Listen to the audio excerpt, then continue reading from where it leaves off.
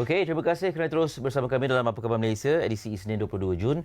Nurul Hidayah dan saya Ali Iskandar. Ya. Ini gandingan hari pertama kita kan? Ya, kali pertama. Ada satu botol sirap tu yang sangat popular. Okey. Dah lama dah wujud. Tapi sekarang dah ada label barulah. Dia punya labeling dia sengit tau. Okey. Tapi orang kenal dia sebab label dia sengit. Tu dia nak cakap. Kalau anda buat kenduri kahwin ke, open house raya ke, ataupun lah buat jamu orang makan ke apa, kalau tahu tentang sirap yang label botol tu sengit tu, anda tahulah apa yang brand mana yang kami maksudkan. Betul, itu dia. Kalau Ellie sebut sirap, maksudnya Ellie ni penggemar sirap. Saya mungkin cordial yang berperasa lain, Sasi ke, Oren ke, cakap air-air pagi-pagi tu kan. Tu moden sikit lah. Dia membangkitkan semangat kita betul. sebenarnya. Dan kita nak bercakap mengenai satu jenama tempatan memberikan satu impak global perjalanan Amin's produk. Itulah jenama yang kita nak perkenalkan untuk hari ini. Dan kita perkenalkan juga tetamu yang berada di studio ketika ini adalah Encik Muhammad Irfan Amanullah Khan, merupakan pengarah urusan Amin Product Sdn Bhd. Assalamualaikum. Selamat Waalaikumsalam. pagi. Selamat pagi. Terima kasih Encik Irfan sudi bersama kami. Betul kan yang label dia sengit tu kan? Ya, betul Eli. Sebenarnya kita memang tujuan disengitkan untuk orang kenal lah sebenarnya. Betul. Memang orang kenal orang cam. Ya. Okey. Cuma sekarang dah buat labeling yang barulah. Kan Ya, dia lagi cara sebab kenapa kita tukar ke label baru ni Eli, sebenarnya bila kita buat label sengit ni sebenarnya ramai yang cuba menyerupai samakan diri dengan nampak, jadi dia confusing kat market tu. So itu tujuan sebenarnya kita keluar, kita buat label yang brand barulah. Nampak packaging yang lebih eksklusif sebenarnya. Itu dia, daripada label sengit, itulah menjadi satu trademark untuk perniagaan Amin's produk. Dan mungkin Cik Irfan boleh kongsikan dan produk Amin's produk ini bukanlah produk yang baru ya. Dah berada di pasaran lebih daripada usia 40 tahun. Sebelum Nurul lahir lagi. Ya, betul. Okey, dan kita nak mungkin Cik Irfan boleh kongsikan bagaimana idea untuk memulakan perniagaan ini dan apakah faktor yang mendorong untuk perniagaan ini menjadikan satu mungkin perniagaan yang sederhana menjadi kepada satu yang lebih besar lagi impaknya. Sebenarnya perniagaan ini dimulakan daripada arwah ayah saya lah, Haji Amanullah, pada tahun 1980 lagi. So dia mulakan produk, sebenarnya dia mulakan dengan kicap sebenarnya. Dia mula dengan kicap sebenarnya. Dan bila dia buat jualan kicap di sekitar kilang dia Teluk Intan, Intan Perak. Jadi jualan dimulakan di Teluk Intan dululah. Jadi bila dia start buat jualan dalam setahun 2 tahun pertama tu, dia dapati sebenarnya banyak pengeluar kicap Muslim lah. So itu satu tujuan dia kenapa dia cari produk lain. Bila dia tengok minuman sebenarnya kurang, memang tak ada pengeluar Muslim. So dia keluar daripada kicap ni, dia buat R&D dan dia start buat air sirap lah sebenarnya. So dia start buat air sirap ni 1982, register company 82, dan daripada situlah permulaan perniagaan ni lah. So mula-mula dijual di sekitar Teluk Intan, dan daripada situlah perniagaan ini dikenali dan berkembanglah sebenarnya. Maknanya selepas memulakan perniagaan sirap tu, adakah kicap diteruskan ataupun tak, kicap stop. Terus tukar ya, terus tukar bisnes antara sebabnya sebenarnya dia mulakan perniagaan tu, dia one man show. Dia one man show. Jadi dia lah buat produk tu, dan besoknya dia keluar buat jualan lah. So kicap ni sebenarnya dia punya proses pembuatannya ambil masa yang agak panjang. Betul. Itu antara sebab kenapa dia tukar ke minuman lah sebenarnya. Sebab kicap ni proses fermentasi dan sebagainya kan.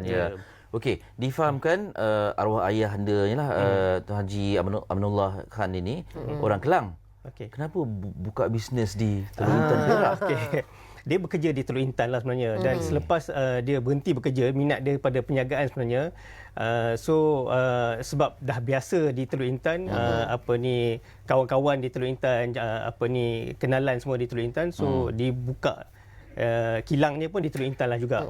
So daripada situ dia start kilangnya, dan sebenarnya masih berada di Teluk Intan sampai sekarang. Sampai sekarang. Ya, betul. Sampai sekarang. Dan bekerja 100% Bumi Putra orang Malaysia. Ya, betul. Membanggakan juga ya, sebab saya ni pun anak orang Perak. Betul dia. Hari ni cerita Perak saja kita hari ni. Aduh, sabar ya semua. Okey. Dan Cik Irfan, difahamkan juga ya, perniagaan ini dah menembusi, jenama Amin telah menembusi 10 negara. Ini bukan kaling-kaling ya, walaupun telah pun dibina lebih daripada 40 tahun dan telah menembusi 10 negara. Dan mungkin Cik Irfan boleh kongsikan lagi matlamat terhadap perniagaan ini untuk jangka masa panjang, untuk jangka masa sederhana, bagaimana? Sebenarnya Amin ni di pasar ataupun kita boleh dapat produk Amin ni di seluruh Semenanjung Malaysia lah. Termasuk di Sabah kecuali di Sarawak. Tapi cumanya belum secara menyeluruh. So untuk jangka masa panjang ni kita nak rebrand ataupun nak perkukuhkan brand Amin ni untuk supaya semua orang kenal brand Amin ni di seluruh Malaysia dan supaya produk Amin ni boleh didapati di mana-mana daripada kedai runcit, pasar raya dan semua tempat lah. Selain daripada itu juga kita dalam proses untuk perluaskan pasaran ekspor Amin ni. Kita dah ekspor ke hampir 10 buah negara, ke Arab Saudi, ke Fiji, ke Mali di Afrika, Mauritius dan sebagainya. Dan sebenarnya kita dalam proses untuk perkembangkan lagi pasaran ekspor Amin ni sebenarnya. Okey. Adakah setakat ini sambutannya bagaimana, ataupun ada produk-produk tertentu yang memang menjadi tarikan untuk ekspor luar ni? Ada produk tertentu yang menjadi tarikan di tempat-tempat yang tertentu. Contohnya ada flavor yang lebih popular di negara ini dan ada flavor yang tak laku di negara itu tapi laku di negara lainnya. Contohnya macam kalau belah Arab ni dia orang suka air buah. Dia suka orange, tropical. Kalau belah-belah negara Afrika ni dia lebih suka macam sasi. So dia ada flavoring taste dia yang lain-lain sebenarnya. Okey. Preference dia orang lah. Preference dia sendiri. Itu yang menarik. Dan untuk memastikan produk Amin ini terus kekal relevan ya, Cik Irfan, mesti ada strategi pemasaran yang berbeza. Apatah lagi kalau kita lihat revolusi dalam bidang dunia ini semakin berkembang. Sekarang ni orang lebih banyak tengok handphone. Dan mungkin Cik Irfan boleh kongsikan mengenainya. Untuk kekal relevan sebenarnya kita guna semua platform multimedia lah, termasuk Facebook, Instagram, TikTok. Kita juga buat live dan sebagainya lah. Sebab sekarang ni dia dah moden, cara-cara moden lah. Tapi walaupun kita gunakan cara moden ni, cara-cara lama tu kita tak berhentilah. Kita masih juga buat WAN sales dan juga kita pergi ke pasar raya buat sampling dan sebagainya lah. So dekat situ kita walaupun kita dah cara baru tapi kita kekalkan juga cara-cara lama lah.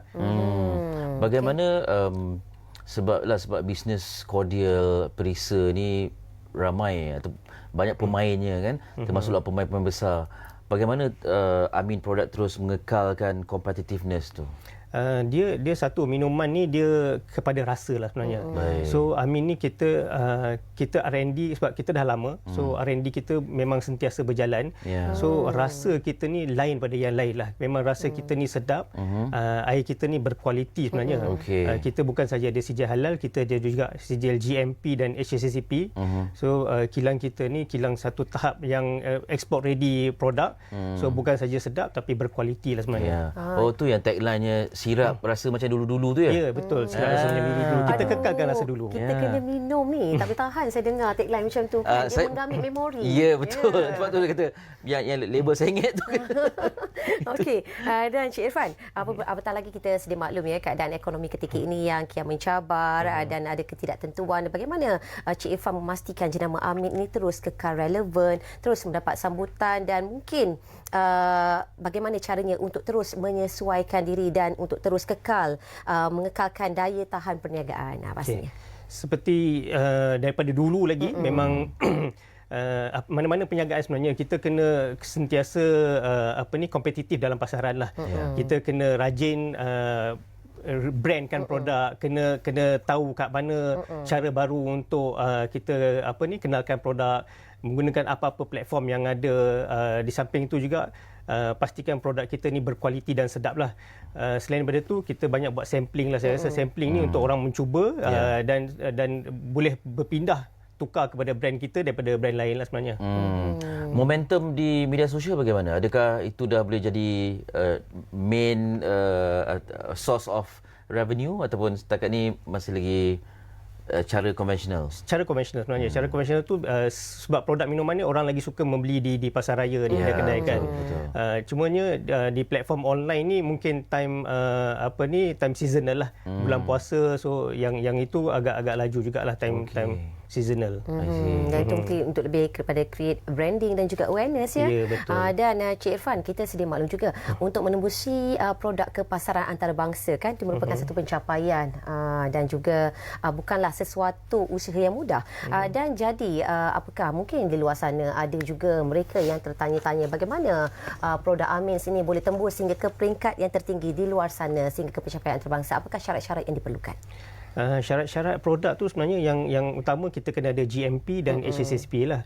Sementara selain daripada tu sebenarnya kita kena rajin keluar ke exhibition di luar lah. Contohnya di Gulf Food, di Anugerah Food. So di situlah kita boleh dapat potential buyer dan kita juga kena buat sampling bagi potential buyer ni rasa dan negotiation harga dan sebagainya lah.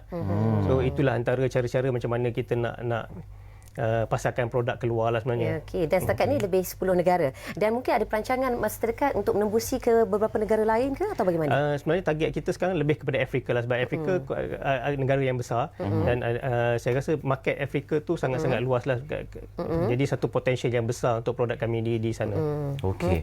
Dalam menghasilkan variasi produk perisa yang berbeza, yang mana paling mencabar sekali untuk mendapatkan rasa sedap tu? Macam sirap tu kita tahu rasa dulu kan kayak macam sarsaparilla, sasi kan, kemudian macam-macam perisa lain lah. Yang mana paling suka untuk buat R&D? Setakat ni lah. Dia sebenarnya tak banyak beza antara satu sama lain. Kalau kita dah dapat satu tu, yang lain tu tak susah sangat lah. Tak susah sangat. Dan kita cuba dapatkan rasa sebenar buah tu sebenarnya.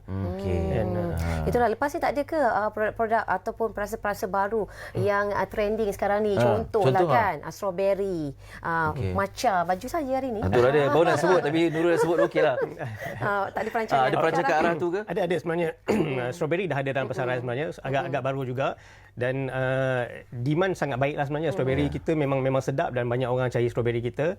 Macam insyaAllah coming soon kot. Nantikan ya. Okey, itu dari segi cordial ataupun perisa lah. Saya difahamkan Amin Product juga sedang menerobosi aspek minuman kesihatan. Ya, betul. Itu bawah jenama Nutrasip sebenarnya. Kita dah mulakan minuman kesihatan buah-buahan dan juga sayur-sayuran. Selain itu juga kita buat teh tarik sebenarnya. Teh tarik ni dia speciality teh tarik ni rasa kat kedai mamak. Cumanya dia punya kandungan gulanya 1/4 daripada kandungan gula teh tarik di kedai mamak. 1/4 je? Dia 1/4 je, tapi dengan rasa yang sama. Itu dia. Wow, ini teh tarik sihat lah. Teh tarik sihat, ya, betul. Khasnya kepada mereka yang menghidap diabetik kan. Saya rasa bolehlah kalau teringin nak minum teh tarik ataupun bagi kita nak diet ni yang cut sugar, bolehlah nak menikmatinya. Teh tarik tak potong kaki lah. Itu. Dan juga tadi Cik Irfan, kita berkongsikan mengenai kejayaan terhadap perjalanan Amins Product ya, mengenai planning jangka masa sederhana dan juga masa panjang. Tetapi kita tak menelusuri pula mengenai jatuh bangun perniagaan ini. Untuk memulakan perniagaan ini mungkin sesuatu yang baru, yang mudah. Kita boleh buka je bisnes tu di mana sahaja, tetapi untuk mengekalkan perniagaan ini untuk terus kekal bertahan lebih daripada 40 tahun.